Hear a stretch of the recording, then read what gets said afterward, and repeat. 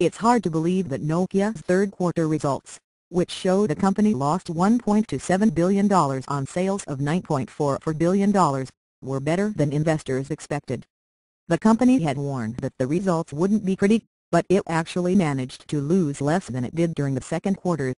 Its cash assets dropped from $5.5 billion to $4.7 billion. Nokia sold a total of 6.4 million smartphones during the third quarter, which is a drop of 38% when compared to the 10.2 million smartphones it sold during the second quarter.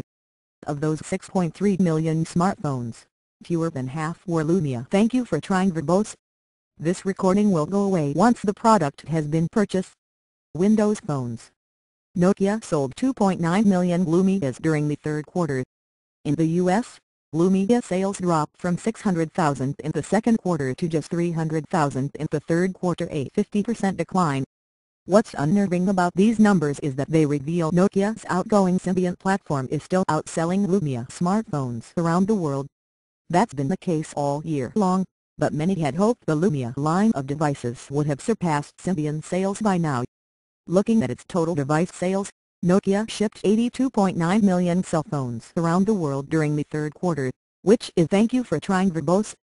This recording will go away once the product has been purchased. Just a 1% dip compared to the 83.7 million total devices it shipped in the second quarter.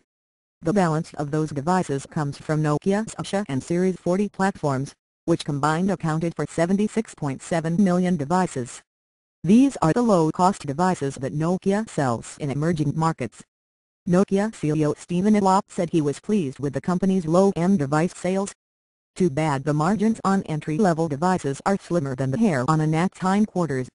The average selling price gasp of Nokia smartphones during the quarter was about $210. The average price of Nokia's thank you for trying Verbose. This recording will go away once the product has been purchased. Entry-level devices was $31. Nokia said that the ASP of its smartphones dropped during the third quarter thanks to fewer sales of its high-end Lumia 800 and 900 and more sales of discounted Lumia 610 and 710 devices. The ASP of entry-level devices was flat quarter-over-quarter. Nokia partially shot itself in the foot in June when Microsoft first gave the world a peek at Windows Phone 8. Nokia said at the time that none of its first batch of Lumia devices would be upgradable to Windows Phone 8. Instead, the 610, 710, and 800 will remain on Windows. Thank you for trying Verbose. This recording will go away once the product has been purchased. Phone 7.5 and the 900 will be updated to Windows Phone 7.8. With no upgrade path to WP8, it's no surprise that sales of Nokia's high-end devices nosedived during the third quarter. This is where the Lumia 920 and 820 over 810 come into play.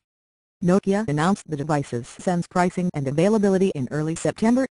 The phones aren't expected to hit US carriers until early November. By announcing the new Lumia series so far in advance of their availability, it further hobbled sales of Nokia's existing lineup. Nokia can't afford any more failures. The Lumia 920 and 820 over 810 received a lukewarm thank you for trying Verbose. This recording will go away once the product has been purchased.